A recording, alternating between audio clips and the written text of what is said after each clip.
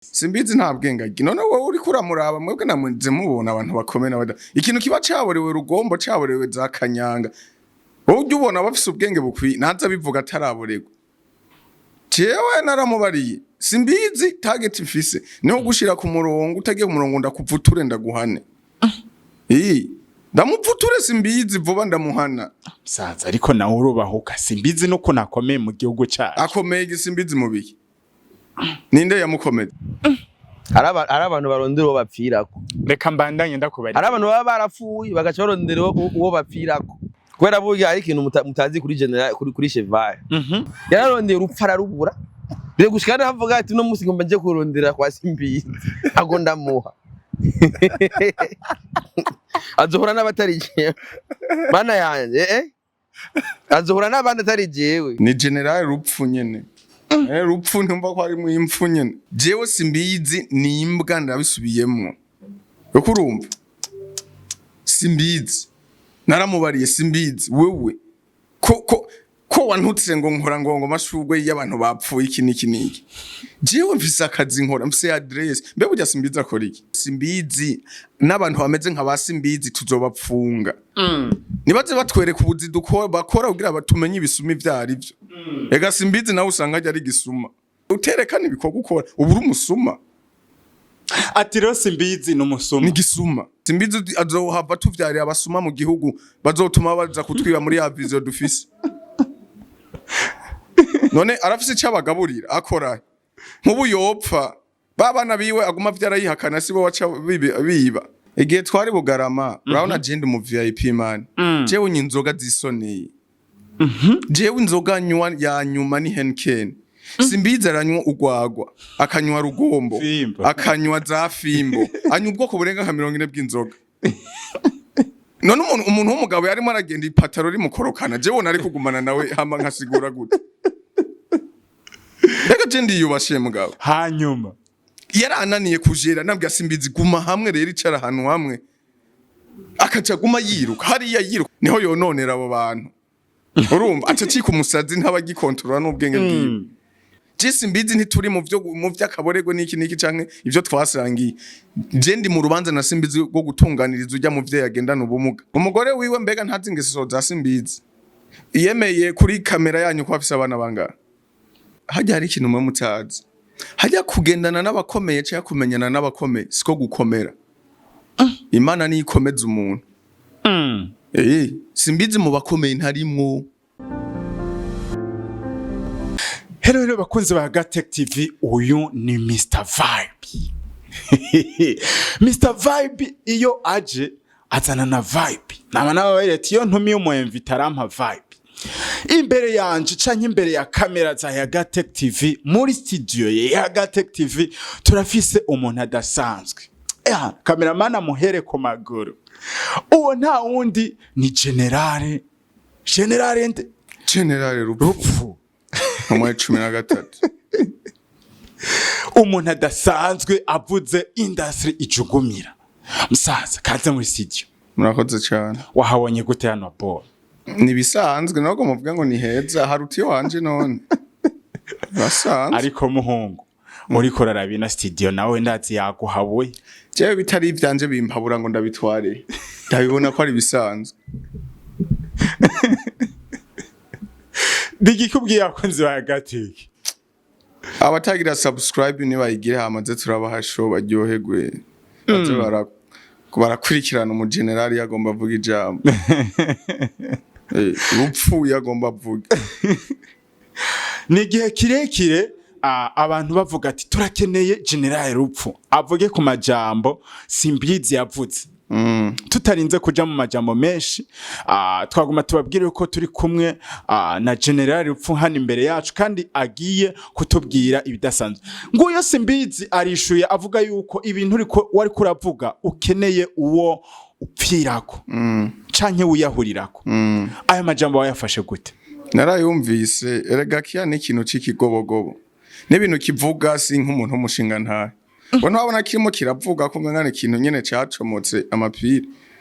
Je bayita general rupfu intuma 13. Mu kintu ca mbere nkunda ndakunda urupfu. Cyo ituma nitwa general rupfu. Ndakunda urupfu. ni general rupfu nyene rupfu ntumva ko ari mu impfu nyene wisunga iki kugira uvuge yuko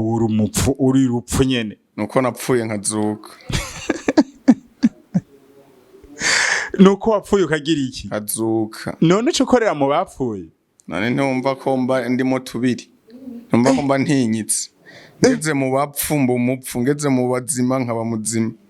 ati rero bijya bivuze simbizi ataco yisunze nta bwenge afise simbizi nta bwenge agi none wowe uri kuramuraba mwebwe namuze mubona abantu bakomena bada ikintu kiba caborewe rugombo caborewe za kanyanga wowe ujye ubona bafise ubwenge bukwi naza bivuga ataraborego jewe naramubariye simbizi target mfise niho gushira ku murongo utagiye ku murongo ndakuvuture ndaguhane ndamuvuture simbizi vuba ndamuhana saza ariko nawe urubahuka simbizi nuko nakomeye mu gihugu cyacu akomeye igisimbizi mu bihe ninde yamukomeye ariko urubahutse oya sinubahutse simbizi ngo no kuvuza ngo simbizi n'umuntu akomeye yakomejwe nande nimunganya amafaranga yarabivuze jewe sindiko ndahayanishwa amafaranga sivyo jewe simbizi nimbwa ndabisubiyemwo yo kurumva simbizi naramubariye simbizi wewe ko wantutse ngo nkora ngo mashugwe y'abantu bapfuye iki niki jewe mfise akazi nkora mfise address mbe burya simbizi akora iki mu buzima busanzwe yakora iki yavuze adandaza amajambo yadandaza he nawe ushatse ngo azokugirire publicité biro yiwiri he iri ku macano mbega ndakuba none ko wumva ari agendana n'abantu bakomakomeye umunsi wambwiye ati none simbizi reka tugufashe mu byo ukora twereke projet y'ibikorwa vyawe tumenye aho duhera naho tubandaniriza none azoca yerekana iki hari n'ikioske y'ibiyoba afisa dandaza ngaha mu muji ariko cheval ibi bintu uri kuravuga simbizi uri kuraraba arafise imirima yama iyo mirima irihe ya mu rugomba arafise y'imirima none ko yirirwa araborerwa ngaha mu muji sinirwa ndakibona iyo mirima duga kwirima ryari ariko kumenga uri kuravuga yimbuye ashorera he none itongo ryaso ni ryawe mwesha be mwitonda itongo ryaso si ryawe no kuvuga abari itongo ry'umuryango no kuvuga bagenda mu tongo ry'umuryango ngo afise amatongo attention ivyo birahanwa nzomuvutura vy'umuryango n'ivy'umuryango ntavyishireko simbizi ugenda umubwira uti cheval general upfi ntumwa 13 wewe ntimungana na gato jewe ayo mashugwa nyagiriza nkora y'abapfuye niko kazi kiwanje je n'umukuru w'igihugu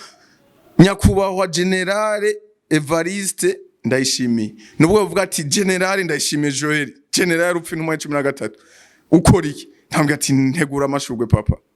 uyategurira nkagena nkamwereka ikibanza ariko simbizi aya mashugwe uyarimira ndamutwara mu ndimo nkamwereka abakozi nkoresha cyavuga none ukeneye iki muri ubu burimyi bwawe no muri izi business zawe zo kuyadandaza nkambwe ati nkeneye ibi nibi nkeneye unyagurire papa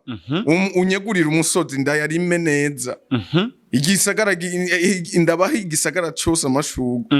hase neza igihugu kimere neza none simbizi nawe azopresent imirima y'imyumbati ahora twereka ijya nimba ari umurima wasizwe na se none ariko wewe uragirizwe yuko ivyo bintu naho bivuga ntavyo werekana ntavyo nerekana muraza musange ku kazi ku biro aho nkorera hajya ku mashugwe kuri Atene haye niho mbandi niho kandi bavuga yuko uri umukozi mu bandi none umukozi mu bandi ivyo hari ico bitwaye none uri kurandabona none ukoresha abakozi gute wowe ko twamaduhura mubona ndiko ndagenda n'amaguru aho uri kurandaba ubona ko ndi kanshiya ntona ko ngaragara nk'umushefu nta soni ariko cheval uri kuvugana gashavu inyuma yaho simbiza ahakaniye ibintu uvuga simbizi ntaumva nta shavu ririmo ahubwo simbizi n'abantu bameze nka basimbizi tuzobapfunga nibaze batwereka ubuzi dukora bakora kugira batumenye ibisumi vyari byo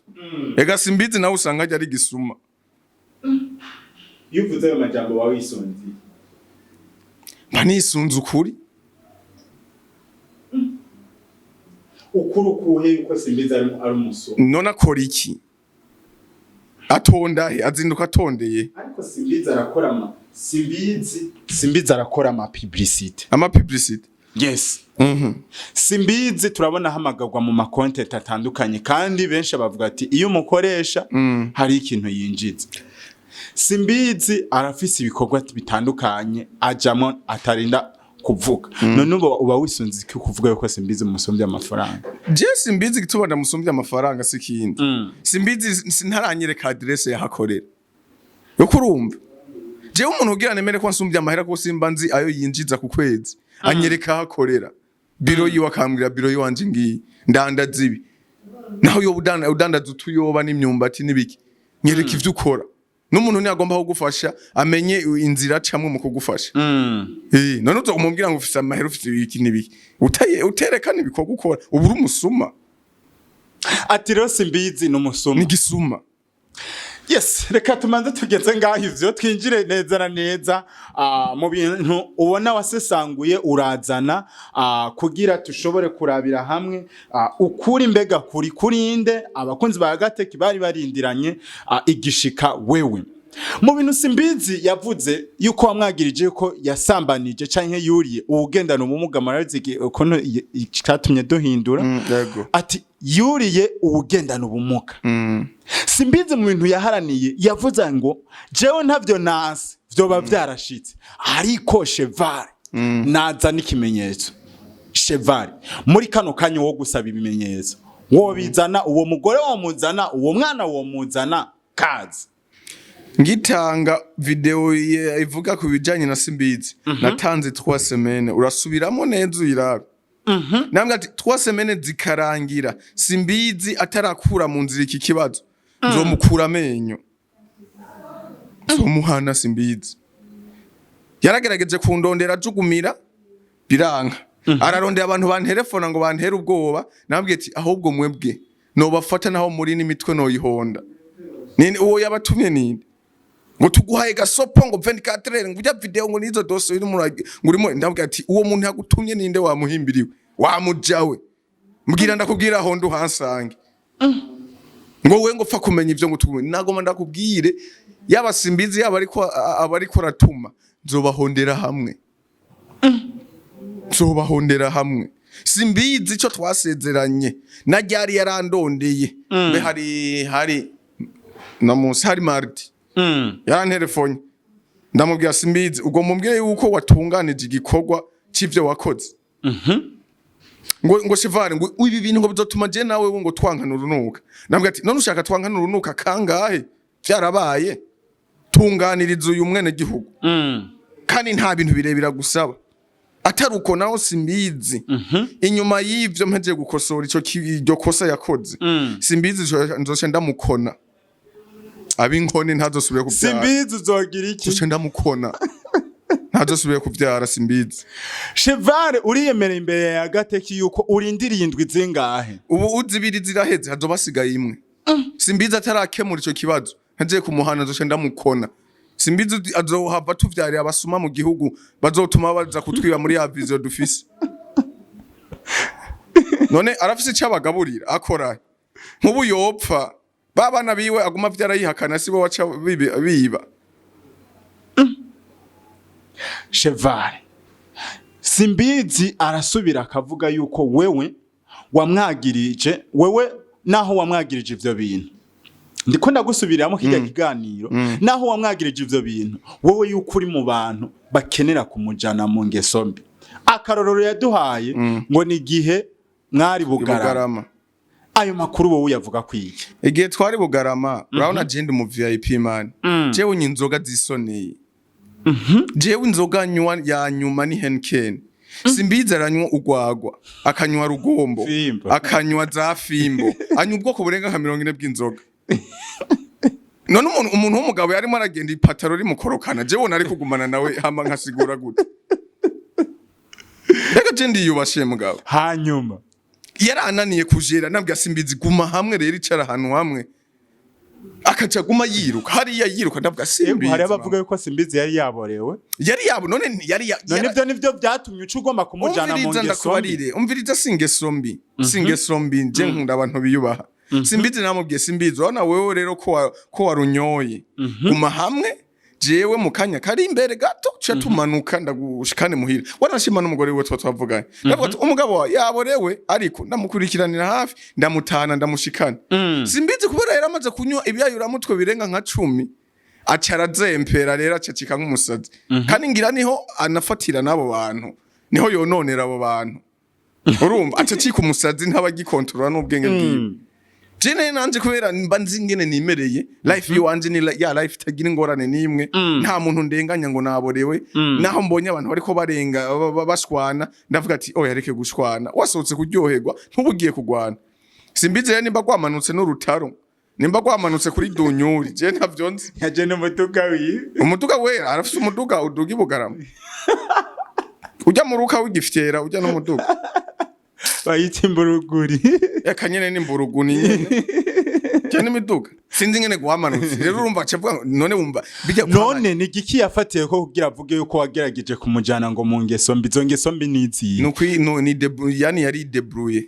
no kugira ntitumubaze kiye kibazo no urumva ni bya bintu byo gushaka kwiyambura ikimwagira Jisi mbizi ntituri mu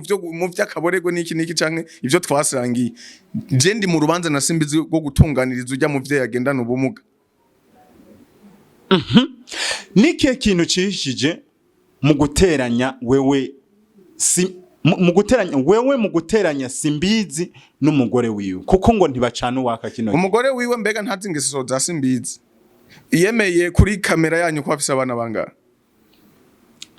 abo yemera avuga yuko bashika kuri indwi ujya mugore wiwe none uhavumbwira ko abo bana bashika indwi naheruka twaranajanye no kugura aba umukobwa w'imfura nganuku amakaye ndambya simbizi urakuzi rifo kwiyubaha umuntu w'umugabo ushaka kwiyubaha ureka kugumujana n'izo ngeso z'ubushurashuzi z'ubusambanyi none nta mugabo w'umusambanyi afise ingeso nka zijya pfa yarateye imbere wowe utera imbere gute wama mu muvumo wama mu vyaha bishisha imana binuka atiri gituma batumvikana n'umugore we si biva ko biva kuri izo ivyo umugore ivyiwe n'umugore wo mu nzu ivyo sindavyinjiramo ivyingo urugo gubatse sininjiramo jewe je ndi kuvyasa simbizi umugore we amajambo wavuze chevari watumye umugore we nawe bashwana nimba dakenere simbizi yaravuganya akabara aravuga ati je chevari agomba samburira urugo none natunganira ujya wundi we ntababaye natunganiza ujya mwana hajya hari ikintu mwe mutazi hajya kugendana n'abakomeye cyangwa kumenyana n'abakomeye siko gukomera imana ni ikomeza umuntu simbizi mu bakomeye ntarimwo simbizi n'ubwo simbizi ntakomeye simbizi kirazira kwiheka ku bakomeye ngo nawe urakomeye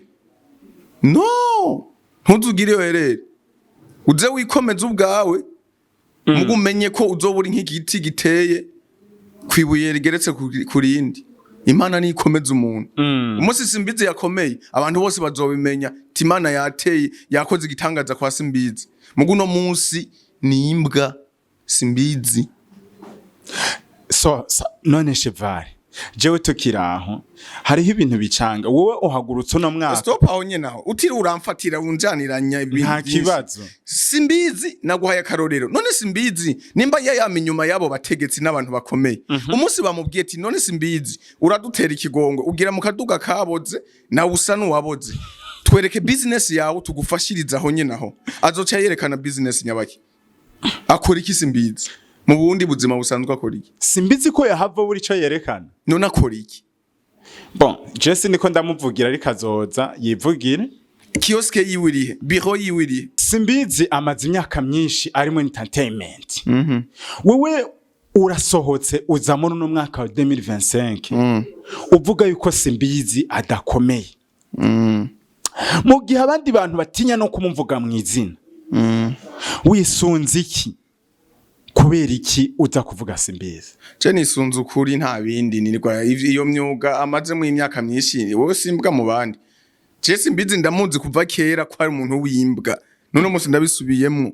simbizi nakuba ari ibintu nzomukorera adahisemo gutunganiza ijya mu vyeyi yo kurumva nzogikona kuko nubundi nico kizohava gipfa gisige kivyaye abana benshi birigo baratwiba urumva kuko azoba apfuye ataca abasigiye azoba abapfiriye nabi kuko nakubariye uri umujene target dufise iterambere ry'igihugu buri muntu wese naze yerekana ico yiyungunganyamwo kugira n'ubutegetsi nibwashaka kudushigikira buzomenye ati ujya n'umurimyi muha imifuka 100 y'ifumbire chevare akora amashugwe ibikoresha akoresha biva mu Bushinwa mutemwo imiliyoni 100 we nawe bagutemwe iki ubundi bagutemwe iki niryo terambere ry'abajene dukeneye pana kuza muraja ngaho ngo ibi bya social media ibi wovuga ko ari wo mwuga wizeye wonyene.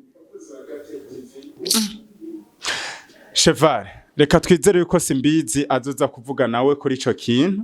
hanyuma ivyo tuyishuye utaronkeye inyishu nta kintu nakimwe ntaronkeye inyishu jewe ariko hari ibintu twakubajije akwagiriza yuko ugomba kumudugirako ndamudugirako nzihe mvuye he ngiye ikindi gikorwa uvuga yuko simbizi ngo ntacakora akoriye reka twizere yuko simbizi azoza gutanga umuco hanyuma iyo ndwi sigaye turizere yuko hari bidasanzwe uzotegura jewe no kumupfutura nabindi indwi nakubwiye namuha indwi 3 ubu turi mu ya kabiri hasigaye imwe ico gikorwa naba bataragitunganya stadiri kenzo mupfutura ameze kumupfutura nce ndamukona ntazosubire kuvyara abana abazomunanira kurera mu myaka iri imbere twe turi mu ko turahiganwa n'iterambere nituko turahiganwa no kuvyara. Message ya nyuma uhaye simbizi message ya nyuma ndamuhaye simbizi nahagarare nk'umugabo ivyo yakoze yarabikoze yiga ukuntu azorera abo bana bose agenda aravyara atari uko naho mu myaka 10 iri imbere bazokinigiraho kiryame bazokiniga bazokigogora muzokumva ngo gwasimbizi ngo gweretse umukondi juru